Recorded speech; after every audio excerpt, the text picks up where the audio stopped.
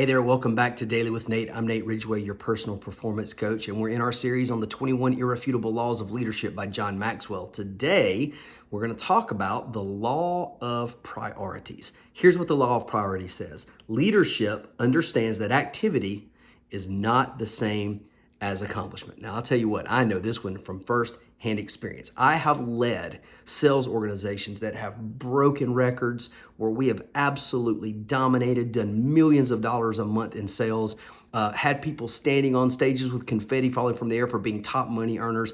But I've also led some organizations where I was looking around at the team and I thought, man, we've got some really great people. We have some competent people. They have quality, and we're just not moving forward. We're kind of in the sludge. What's going on here? And I think the problem was our priorities, and the law of priorities really speaks to this.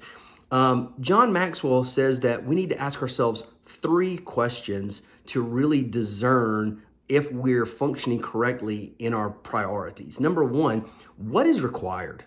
You're going to have to ask yourself as a great leader, like, what's required of you before you ask what's required of your team? But both questions are going to have to be answered. Like, what is required to get this job done? And when you answer the question, what's required to accomplish the goal, then you can look at your activity and say, okay, we're doing some things that are really not required in order to accomplish the goal. Let's trim back those activities and let's focus on the things that are going to help us get the job done. Number 2, what's going to give you the greatest return right now? And I think a lot of times we have to be willing to let go of a lot of menial tasks and just step back into our gift zone. As a leader, that's very important for you, but it's also important that you help your people find their gift zone and see, like, where do they hit max capacity when they do certain activities, and what other activities cause them to start to fall back in their progress or in the numbers that they're putting on the board. If you can help them to discern that, then the follow-up is going to be, are they willing to make the adjustment? But if you're willing to make the adjustment in what you're doing, then you've got a better message that you can preach sort of down into the organization. Hey, here's what I was doing. I wasn't getting my best results. I made some changes. Now I'm in my gift zone and I'm popping on all cylinders. Let me help you all do the same thing. And here's the third thing. What brings you the greatest reward? That's the ultimate thing. John Maxwell said that when he was at max capacity, and listen to these, this is very important. I think it's really interesting. He said when he was at max capacity as a leader of his whole John Maxwell company, he said that he spent 19% of his time.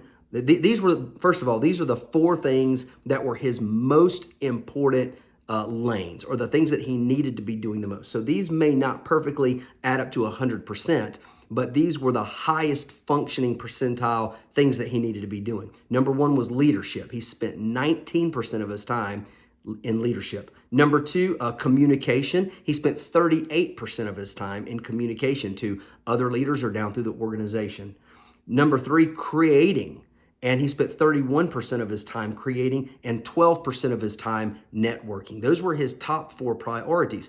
He said a few years later, he started to notice that sales were a little sluggish. Things weren't popping off the way that they used to. And he tried to discern why. And he is a man of data. And so they reassessed some things and found out that his numbers were off. And he had to reassign his personal daily calendar to make sure that he was back at that 19% leadership, 38% communication, 31% creating, and 12% networking. And when he functioned at those ratios, then the whole organization began to soar. He learned what his priorities were. He was constantly reassessing, going back to his priorities. You're going to have to do the same thing if you're going to be a great leader of an organization, a great leader of other people. I hope you got value from this. If you did, like, comment, share. We'll see you right back here tomorrow on Daily with Nate.